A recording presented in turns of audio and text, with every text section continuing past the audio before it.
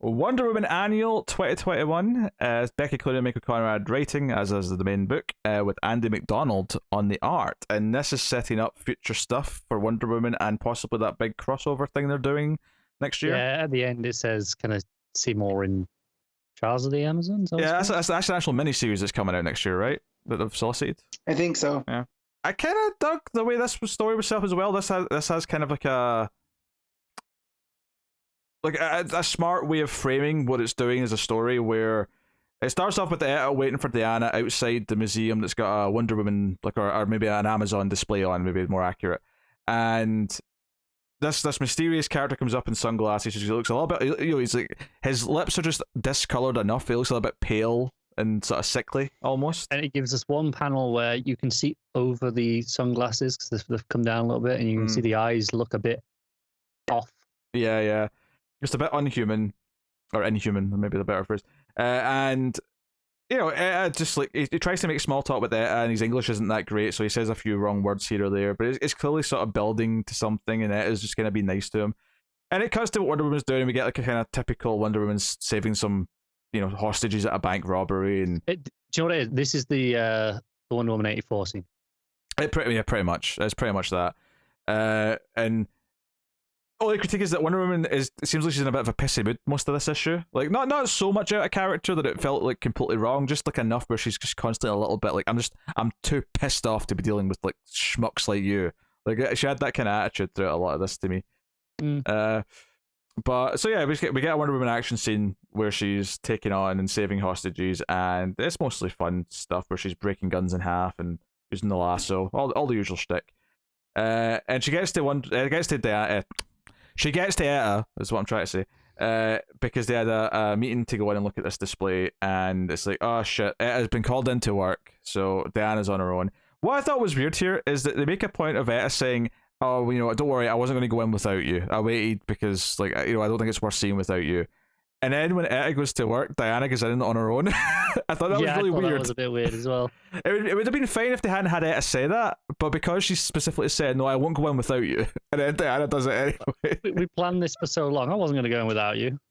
Cut to Diana walking around on her own in the display. Literally, the bottom of the next page is her going in. Whatever.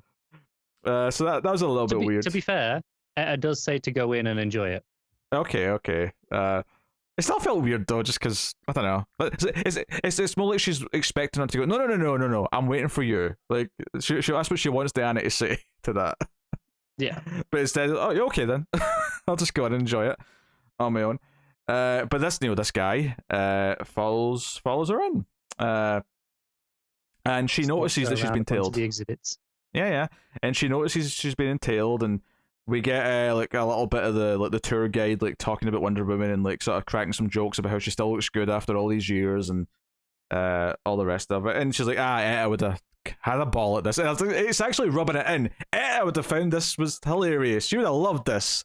Yeah. But she's not here. But eventually this, the character comes up and talks to her. Altoum. Is that how you pronounce it? I'm assuming so. It's 2 U's. Yeah, I thought it was like Altoum, but Oh, Altuum. So 2 U's. So I'd say Toom. Yeah, but I could be wrong. I don't know. Altum. just emphasize the sound for a bit. Yeah. But yeah, so he comes in and starts chit chatting, and it kind of comes out that he does know who Diana is. He knows her people. He knows all this stuff. And the big thing that comes out here is that he claims to be from a civilization that Paradise Island, that Themyscira belonged to, and that they were kicked off for the Amazons, and they have been kind of like living in secret underwater. A big submarine. Yeah. Do you know what's funny is that, see when they were in that big 2-page spread where they're looking at this big painting of like Themyscira, and they're talking about it, I didn't know what I was looking at. I was like, where is this thing you're talking about? And it wasn't until the next page where she says, oh, it's a submarine. And I went back and went, wait, oh, it's in the... I was like, oh, I can kind of see the shape. Okay, fair enough. I didn't actually see it like when they were initially talking about it. I was looking for it pretty heavily and didn't realize that this vague shape in the water was what they were talking about. But, fair enough. So and he basically says that like like once Diana died, because they knew they couldn't take on like the Themyscirans, the Amazons, with her because she's the best of them and the strongest of them. But when she died, they started making their like all these like thousands of years of them like being like kicked off their island. They finally started making plans to like attack. But then Diana came back, like presumably quite close to when they were going to make their big attack. And so now it's like they're kind of caught up and having to do it anyway. And so yeah, I thought this concept of the like there was a native people there that were kicked off this island was kind of interesting. I don't know how you feel about that conceptually. No, I'm into it. Yeah. Because it doesn't betray anything in terms of the idea of No, Wonder not Woman's at all. history of the Amazons. It plays into the Greek gods were dicks. Yeah. Because naturally. yeah, that's like the most believable thing that Wonder Woman has ever done. So yeah, no, I'm into it. I'm really intrigued by the idea of this society, the civilization that we're going to be presumably playing it with for this story that's coming up. Yeah, I think the idea that there is like a wrongdoing did happen here, and that like while maybe just like talking to them and like seeking like, although that said though, I kind of see a lot of the Amazons being like, no, this is Themyscira, you're lying, this is our home. And I'm really intrigued to see how many of the Amazons know about it. Do any of them know about it? Like obviously, I'm sure it'll come out that the gods did do this, and obviously they know what they did.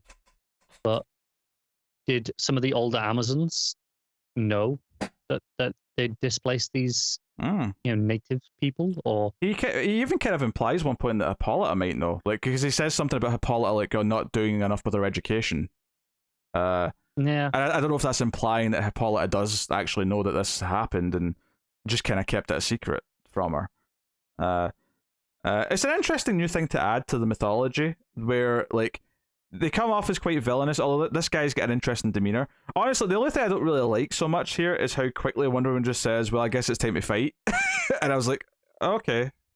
This is where it felt like, it's an annual. It needs an action sequence. Yeah.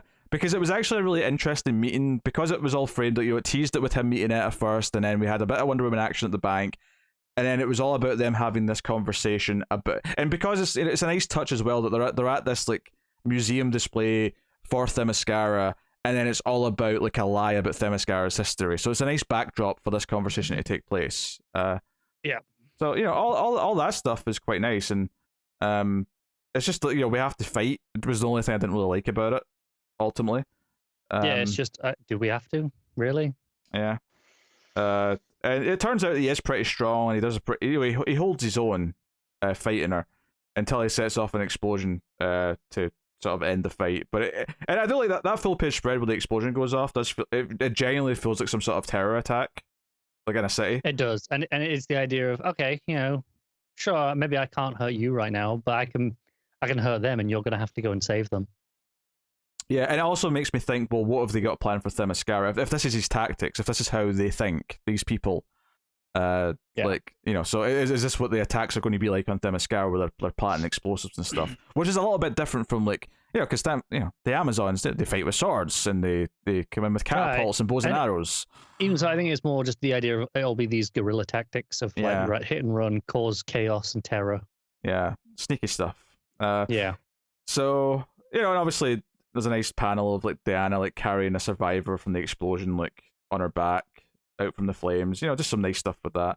Then there's a scene at the end with Diana and Etta, who have met for lunch, and they're catching up a little bit, but they both get called away at the same time. But a bit of a joke that as Wonder Woman and Etta's like position, they both get called away all the time. I was half surprised they didn't reveal they were being called for the same thing. Yeah, I know. But it's like, okay, I guess we'll try the next time. But they still leave money for all the food they didn't eat, because it arrives right after they leave. Yeah. So, yeah, it just kind of ends with them flying off. The one thing to note, though, is that what Diana got was actually a text message from Altum, which is... And she's like, how'd you get this number? I was like, because we're great. Because we're smart. I know more than you think. Yeah. So... And, Diana says no matter what, the Amazons are united, no matter what you're saying. And I feel like that's wrong. I feel like that's going to be the point of the story, is that the Amazons are not united on this. That's the final thing, is he says, are you sure about that, Wonder Woman? And I think that, I say, some of them will be like, no, this is our home, whatever. And some of them will be like, well, they were the native people first. We have this place. I'm sure there'll be that debate that'll come up in this series. And and we know we're heading into something. I mean, this it says to be continued in Trial of the Amazons issue 1, and we know that the crossover thing that's happening is like Amazons versus Amazons. It's like a civil war or whatever. Like, this does feel like a genuine good, like, ethical question to throw in that kind of should divide them potentially. Yeah. So, I actually kind of like the reasoning for it. So, all in, I would call this annual kind of a win. There's definitely a couple of like, we need to have an action scene, so we have to end it with this fight. But it just feels a bit sudden. It definitely has elements of, it's an annual setting stuff up. Yes. But it's mostly well written, and what it's setting up, I'm into. I also appreciate the idea that, you give the special longer issue to the first meeting between Wonder Woman and this guy who's going to represent this completely new element in the mythology, because it makes you feel just a little bit more important. Like, you give it a bit more time to breathe. Like, if this was a regular 20-page comic, maybe we wouldn't have to have the extra action scene, but we also probably would have had less time to really like have the dialogue sort of like, banter back and forth like it did. Which I think makes it feel like a bit more of like a meeting of the minds. It's the sort of thing where I feel like you'd have to have the meeting with Etta in one issue, and then the meeting with Diana in the second issue. You'd have to introduce him over a few issues, where I think doing it in an annual, it's smart, it saves time. It's a good use of your oversized issue to kind of get this all set up, established. I do think it makes this, relatively speaking, a fairly important annual to read if you're going to be reading this Trial of the Amazon stuff.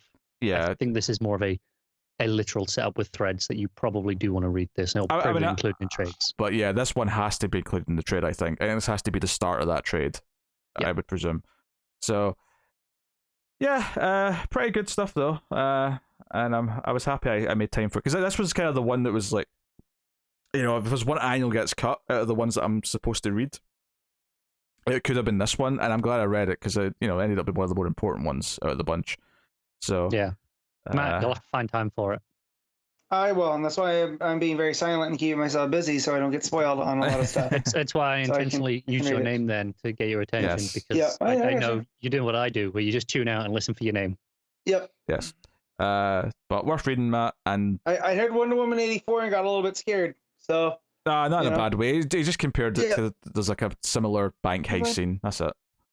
Gotcha. So, what are you rating it, Connor? I'm going to 7.5. Yeah, I'll agree with 7.5. I think if it didn't have that necessary action scene out of nowhere towards the end, where it's like, let's fight now. Like, it felt like Wonder Woman's decision to want to fight just felt a bit forced. So that's probably the biggest problem I have with the issue. But cool.